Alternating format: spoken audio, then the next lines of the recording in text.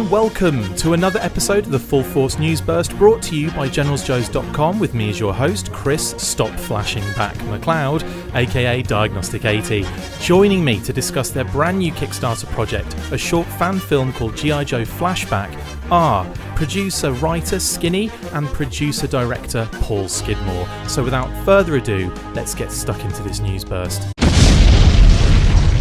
On September 17th, the Kickstarter for a short fan film called G.I. Joe Flashback was released. If it reaches its funding goal of $29,000, the project will focus on the period during the Vietnam Long-Range Reconnaissance Patrol that Larry Hama highlighted in numerous G.I. Joe Marvel comics, and more specifically prior to the incidents we are already aware of. The trailer certainly has the look and feel of the original setting that we were introduced to way back in August 1984 in G.I. Joe, A Real American Hero, issue number 26.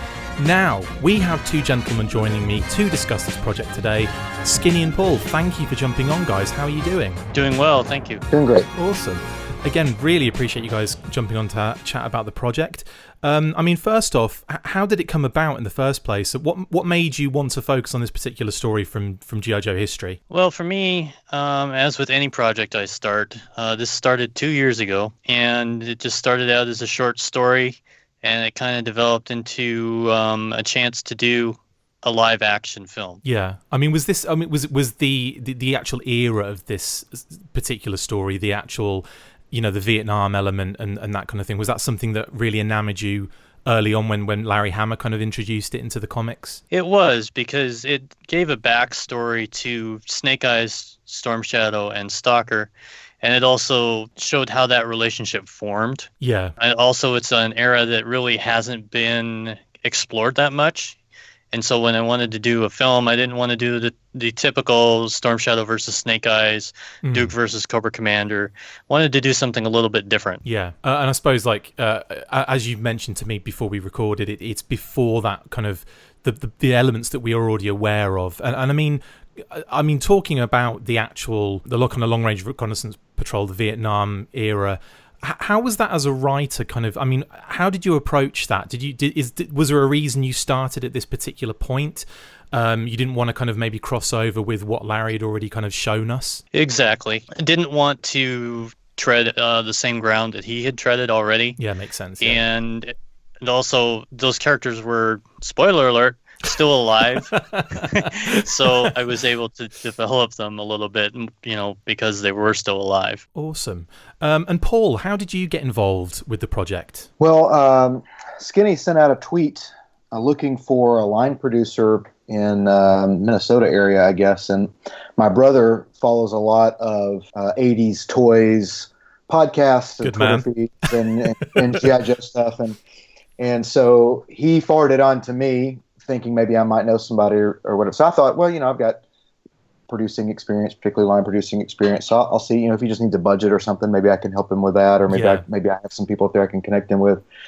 And so when he got to telling me about the project, this also is out of all the cartoons and the comic books, and I'm not as big into it as Skinny is, but just growing up as a kid with all the stories that were out there, this particular one was always my favorite. This from the Marvel issues there from 20 to about 30 or so was always, I would go, the only comic books really I read. I was not much into comic books, but I would read those like 8 or 10 comics like over and over. And I just loved this particular story, this backstory of Storm Shadow and Snake Eyes, particularly that it was, like you said, in the Vietnam era, by placing their backstory there, all the contemporary stuff having to do with, Cobra as sort of a terrorist organization or something, it sort of had hints of things that maybe could actually be, but by placing their backstory in Vietnam, it made it feel real. It made it feel like a real thing that might exist out there in the world. And so maybe that's one reason why I liked it so much. As we got to talking about the project, I realized what he was doing exactly and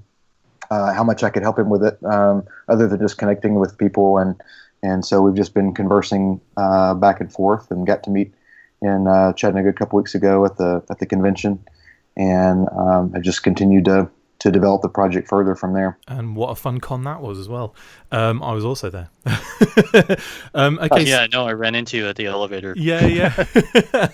I loved all the jerseys you guys were rocking. That was pretty cool. Yeah, that was the fridge jerseys. Yeah, they were amazing. Like, I know Carson had one as well, didn't he? Yes. Yep. There's 6 or 7 of those that actually exist. Nice, nice. Yeah, no, that was again great con.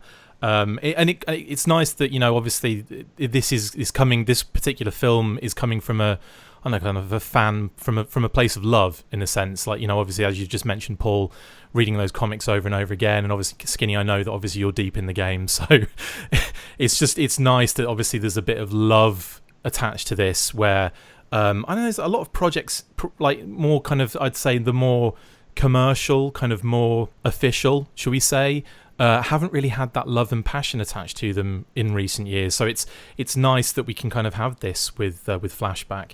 Now, from what I understand, the trailer was directed by a different party, and now, Paul, you've been brought in to direct the film.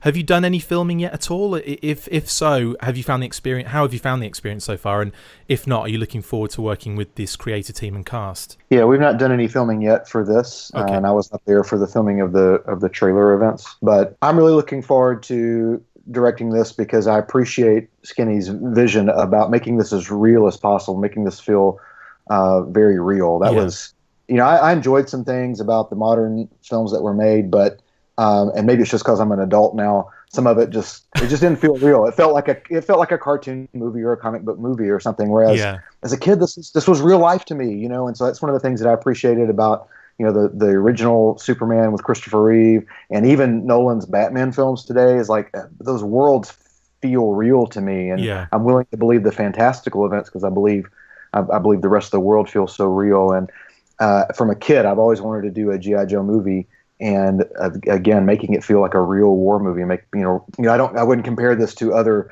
comic book movies or other toy movies. I would compare it to other war movies. That's kind of, you know, the style wise and everything. What I'm looking forward to is really making the characters have some good chemistry, and their conversation and their movements just feel very real and natural. Why now, all of a sudden? Why do you feel it's one of those situations where, because G.I. Joe is kind of as a brand in the kind of, you know, in its universe at the moment, it's kind of it almost come to a screeching halt in a strange way. I know we've still got figure subscription stuff coming through. We've still got final 12 figures coming, so there's an element of product there, but in terms of an actual brand, it isn't really going anywhere at the moment. Was that one of the reasons for your kind of decision to do this now? More like it just came about to be now. Like I said, I've been thinking about this for 2 years or longer, and as far as that goes, I'm always coming up with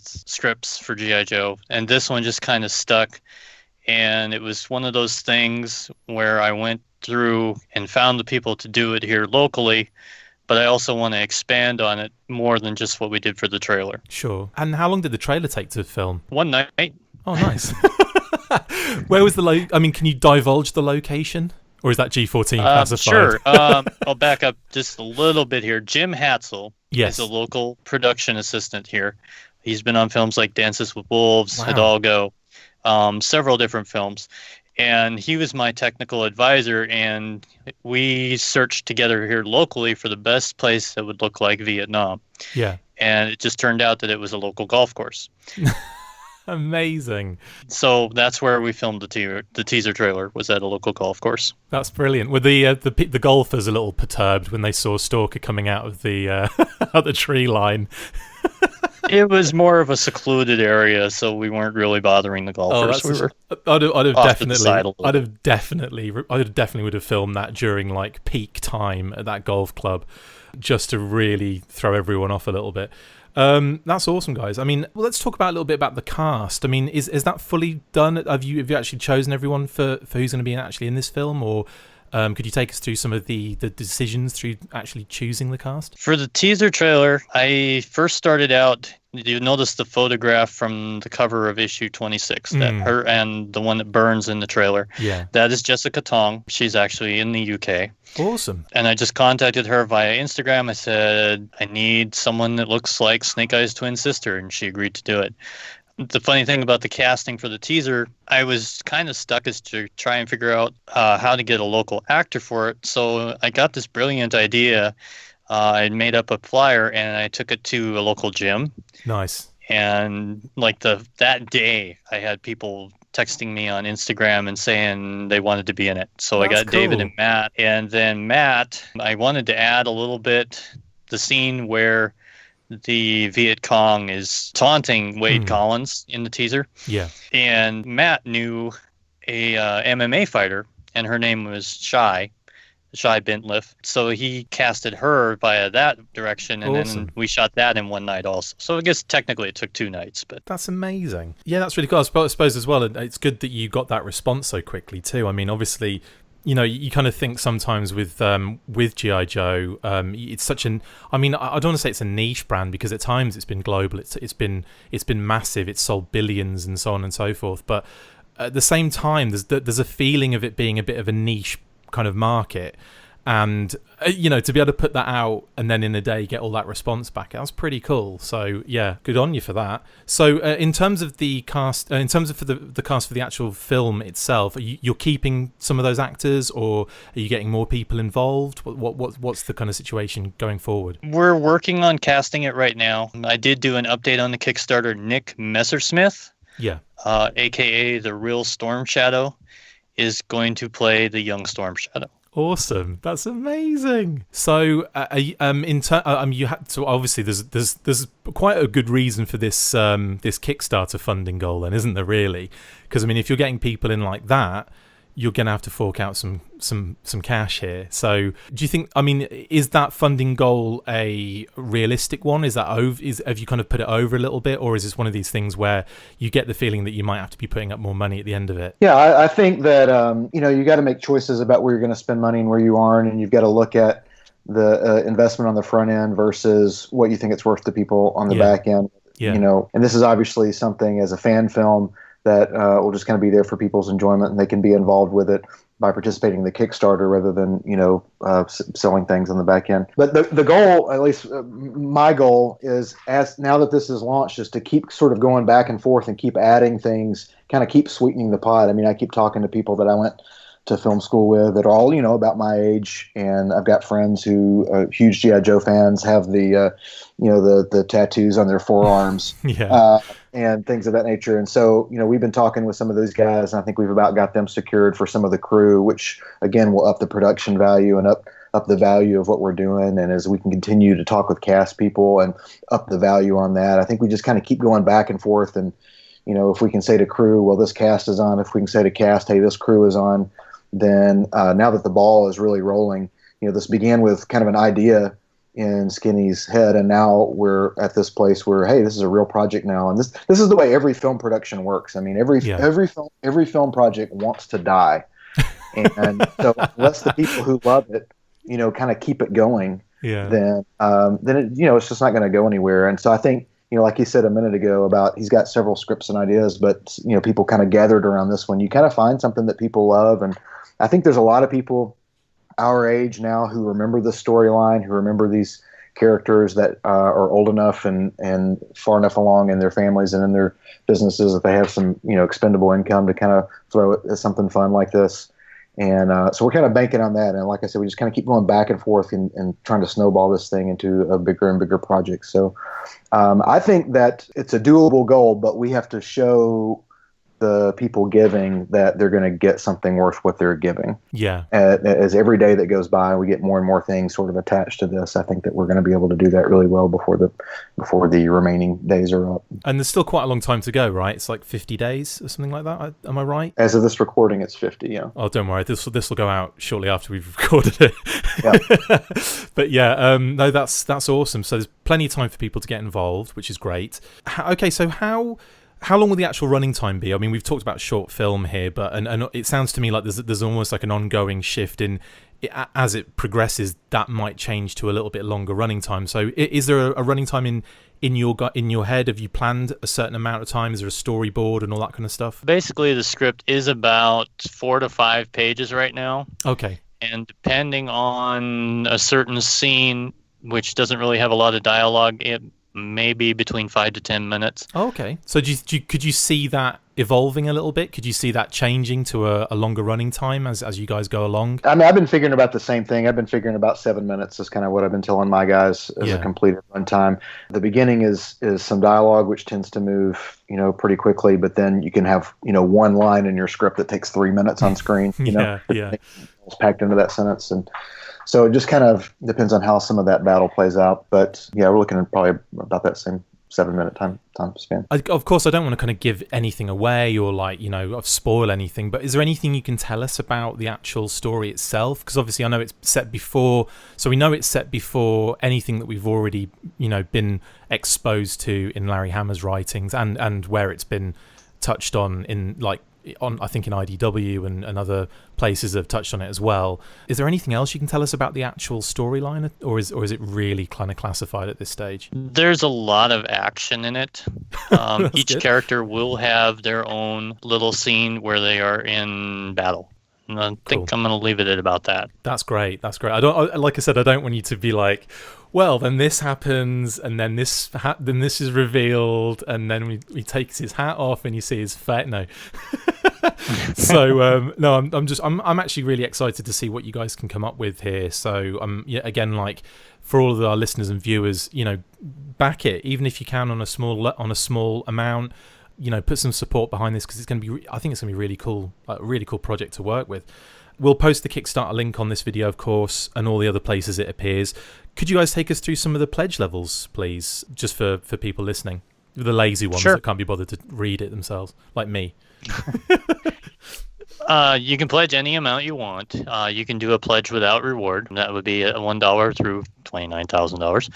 Nice. And the $5 or more is thank you on Twitter or Instagram. The $10 level is a postcard that will be shot from the film itself. Cool. Also the Twitter and Instagram. The $15 level is your name listed in the credits, the Twitter and Instagram, and postcard. The $25 level is you will get an actual digital download of the film. Your name will be listed in the credits, the Twitter and Instagram, the postcard. The $60 level is a digital download of film, name listed in the credits, thank you on Twitter or Instagram, and the postcard will be signed by a cast member. Cool. The $100 level is all of the previous levels, and you will also get a invitation to be on the Flashback Instagram, and only backers will be on the Flashback Instagram, and I will be on set and doing live videos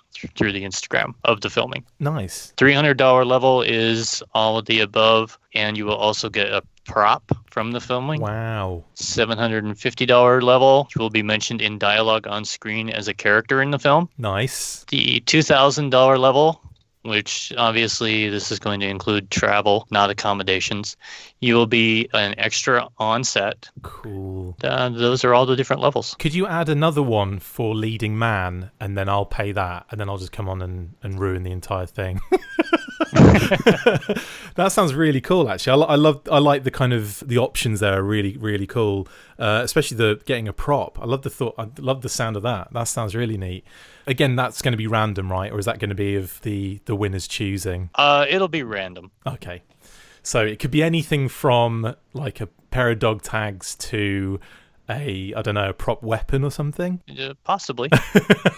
Yeah. No reveals. None of that. Not on this show. In addition to the pledge levels on the Kickstarter, the biggest thing that we want to give people is, this storyline that we all remember sort of brought to life in a way that is really enjoyable and compelling. Like, again, you said, this is being done by people that just really love this and have nostalgia for this and want to see it really brought to life in a fun way. And I have a big G.I. Joe vacuum in my life. It's like I got 47 Spider-Mans and I've got all these Batmen and, too many Supermans, and just really, there just hasn't really been really good, solid G.I. Joe stories told in this way, in the way that we're going to do this.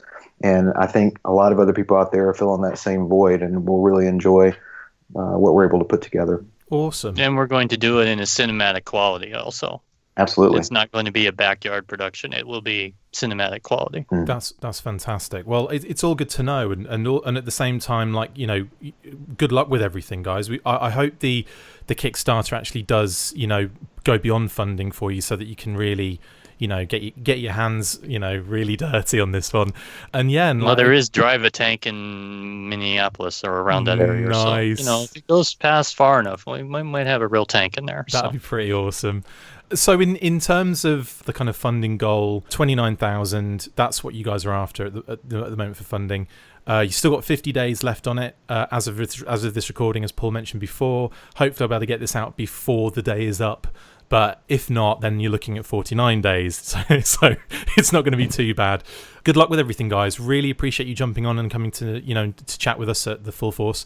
And we just hope all the best for you guys. And we'll after this, we'll pledge as well from the Full Force. Awesome. Fantastic. Thanks a lot. No worries. That's it for this installment of the Full Force News Burst. Thank you to my wonderful guests, Skinny and Paul, from G.I. Joe Flashback. See you next time. And as always, Full Force. Make sure you get involved with the discussion by liking, sharing and commenting on these videos, and as always you can keep up with the show after listening by following on Twitter at The Full Force, liking the Facebook page, facebook.com/TheFullForce, and if you would like to contact the show you can message us on either of these platforms with feedback, questions, or to say, who do you think you are? A serious operation now? No, not even close. Look out for more of these news bursts that we are posting on the Facebook page from now on. Full Force.